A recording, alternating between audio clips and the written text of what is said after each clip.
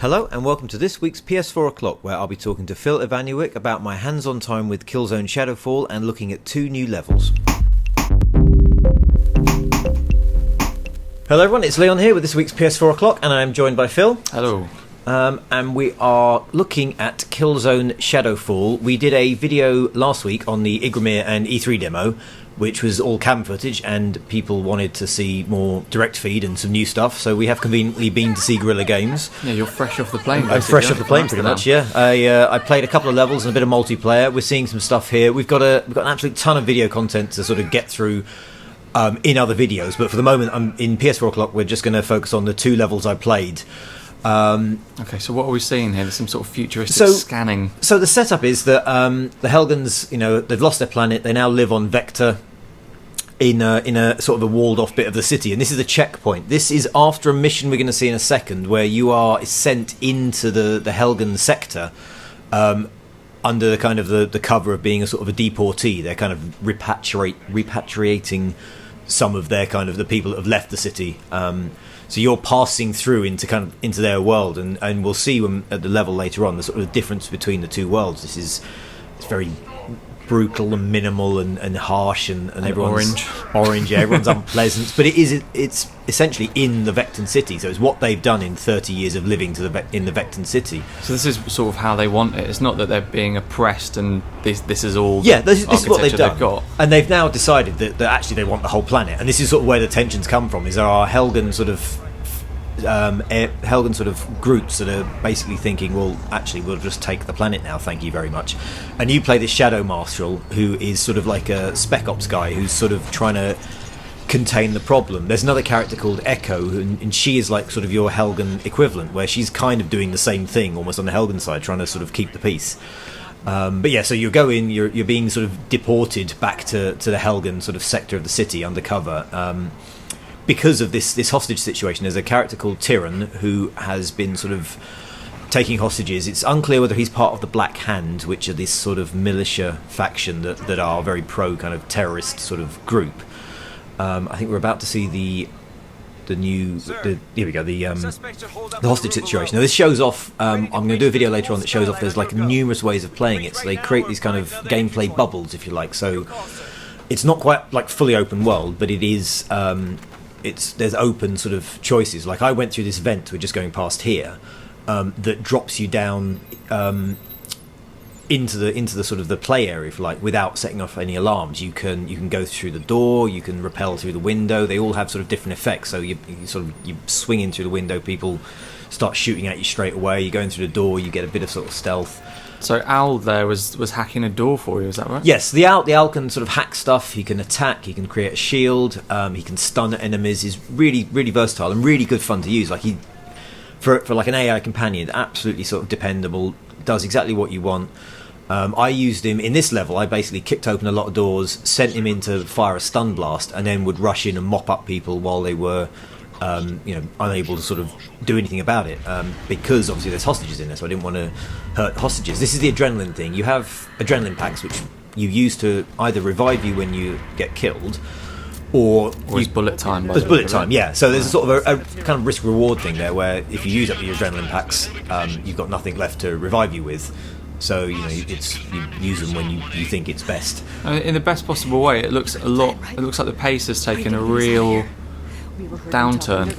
It depends how you play it. I mean, I'll put the other videos up later. The other videos, he abseils down to the front door, immediately all hell breaks loose, everyone's shooting. It depends how you want to play it. Like I like sort of using stealth and surveying the area to take the upper hand. So this is the way I played it. I snuck into air vents. I snooped around the area trying to sort of find out the best things. This is Tactical Echo, so you saw there that little bar fill up, and what it does is it fires out like a sonar wave that lets you sort of see who's there, and there's like another risk reward thing there, where the more you let the bar max out, the further you see.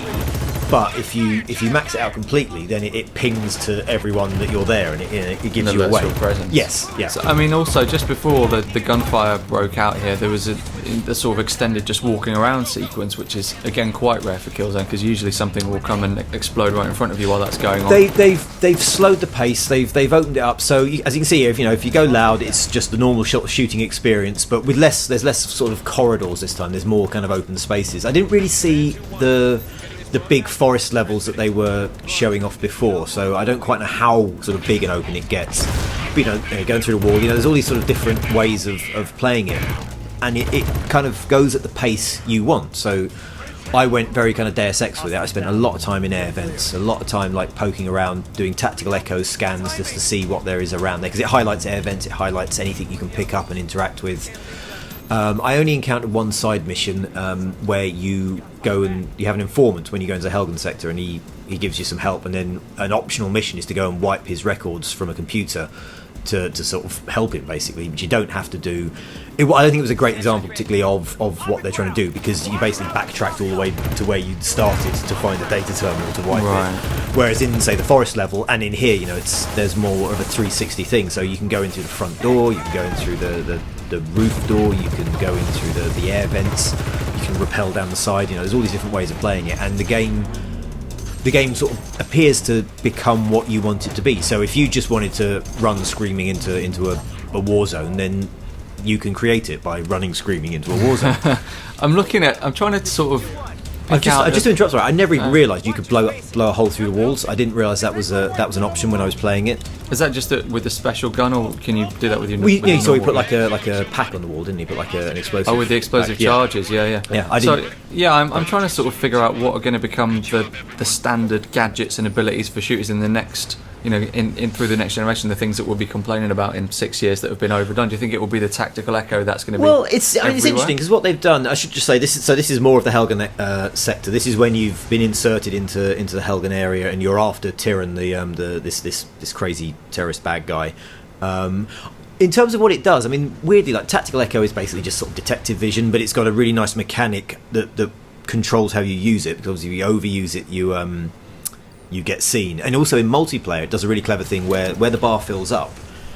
It's still, if you max it out, it lets everyone know you're there, but then it cools down much slower, so you can still sort of use it and kind of like squeeze a few inches out the top if it's maxed out, but you run more risk of letting yourself go. A little blip. So how many of the other abilities have you got in multiplayer then? Have you got something you've got them? You've got them all, but they're split into individual owls. So you can have like an attack owl, you can have a sort of a scanning owl, you can so you can't have it all. So you've got to specialise. Yeah, you choose one. The multiplayer actually does. I really enjoyed it. It's sort of slower pace. It's a little more tactical. The weapons and the tools you use really sort of define what you can do. So, if you want to go assault, you can take in like an air drone, you can take in like a speed dash. I did a lot of stuff with sniper. There's a cloak ability, but you can only use a knife when you're cloaked. You can obviously scan and find stuff. The support class is quite good because you can heal people. You get like an attack turret. And there's some great weapons and sort of devices as well. There's like a sort of a charge pistol that fires like explosive rounds. The guns are great. I mean, they're all really loud and angry and sort of violent. They're really sort of satisfying to use. And the AI is as good as it's ever been. Like the Killzone AI has always been quite good at sort of taking cover and working out how best to keep you on your toes. Like it's not like pop-up targets that just sort of rush at you and you take them down. They do move, they take cover. I use the owl a lot to sort of keep them occupied and do flanking maneuvers. The enemies that you fight against in the single player, is it all the Black Hand? I don't want to get into spoiler territory so far, but I mean, how much it's unclear at the moment. It's unclear at the moment. You're fighting against these sort of Helgens that perform this terrorist attack. Then you're inserted into the Helgen city, and you can see there's just normal Helgens. They talk about they want to make this sort of more human side, so you see these just sort of normal people just doing stuff, just going around in this horrible kind of container city slum. That's the stun effect. But actually, a lot of the abilities are basically kind of reworked versions of what you already know. So detective vision, flashbang grenades, an assault drone, but they're just sort of presented in a slightly different way. And the owl is just so dependable and so kind of reliable that it's a sort of enjoyable to use. And I sort of was almost like petting it when it got back. Good boy when it came back, because it always did what I wanted. And I mean, we should mention as well just how incredible it looks. I mean, even better than the cam footage that we were talking through last week. I mean, it's the specular light effects there and everything like that. It's really lovely. I mean, when they were showing off the stuff, they had a debug build, and they were switching off the lighting and switching off the reflections and showing all sort of the effects.